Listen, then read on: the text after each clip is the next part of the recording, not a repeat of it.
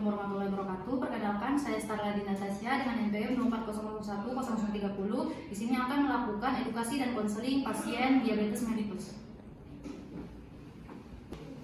Baik Pak, Assalamualaikum warahmatullahi wabarakatuh. Selamat siang, saya Dr. Starla yang kebetulan sedang berjaga di klinik pasien pada siang hari ini ya Pak. Saya izin untuk mengidentifikasi Bapak terlebih dahulu. Apakah benar dengan Bapak Fadil? Betul. Berusia 21 tahun ya Pak? Betul.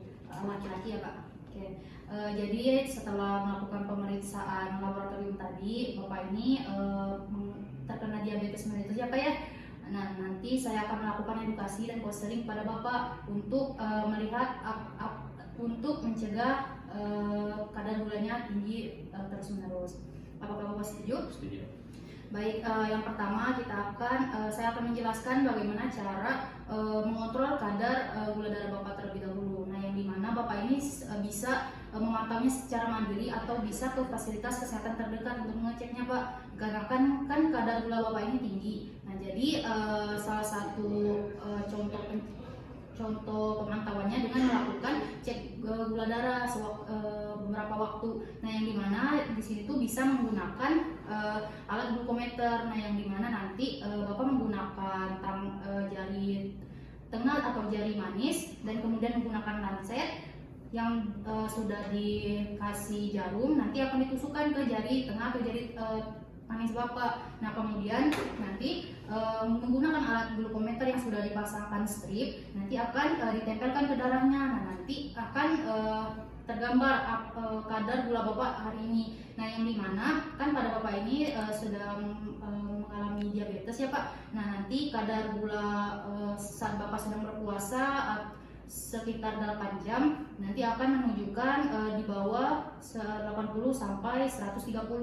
Nah, kalau Bapak misalkan sudah makan atau belum makan, nanti akan menunjukkan kadar normalnya itu untuk pasien diabetes ini di bawah 130 Pak.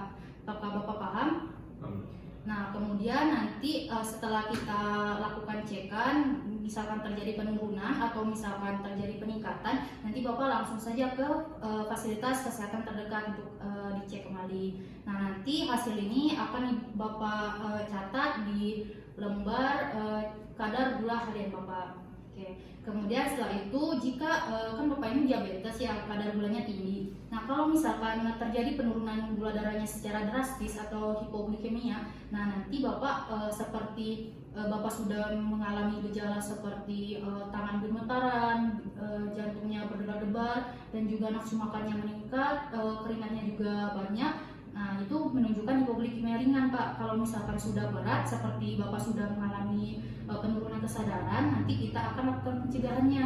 Seperti kalau misalkan Bapak ini masih tergolong ringan, masih sadar, nanti Bapak bisa mengkonsumsi karbohidrat yang banyak ya Pak. Kemudian mungkin nanti bisa gula dimasukkan ke dalam air sekitar 3 atau 2 sendok teh, nanti dilarutkan, kemudian Bapak bisa minum. Nah, kemudian nanti kita akan cek lagi kadar gulanya apakah sudah normal atau tidak. Nah, setelah itu jika gula darahnya sudah normal, nanti Bapak bisa mengkonsumsi makanan untuk menstabilkan gulanya. Oke, ngerti Pak? Nah, kemudian jika Bapak sudah mengalami hipoglikemia berat seperti sudah penurunan kesadaran, Bapak langsung saja ke fasilitas kesehatan terdekat untuk dirujuk ya Pak. Nah, kemudian untuk pencegahan lainnya seperti untuk penurunan kadar gula ini, Bapak bisa mengkonsumsi obat untuk menaikkan kadar gulanya. Oke. Kemudian setelah itu Bapak jangan lupa untuk beraktivitas fisik, jangan yang berat Pak, terlebih dahulu yang ringan aja seperti berjalan mungkin. Kemudian sebelumnya harus mengkonsumsi makanan terlebih dahulu Pak. Oke, apakah Bapak paham? Oke, kemudian saya akan memberitahu nutrisi yang harus Bapak konsumsi. Kan Bapak ini penderita diabetes, kadar gulanya tinggi. Nah, nanti kita akan menghitung jumlah makanan yang harus Bapak konsumsi. Nanti kita hitung menggunakan berat badan Bapak ya. Nah, kemudian nanti saya akan menjelaskan puntennya Pak.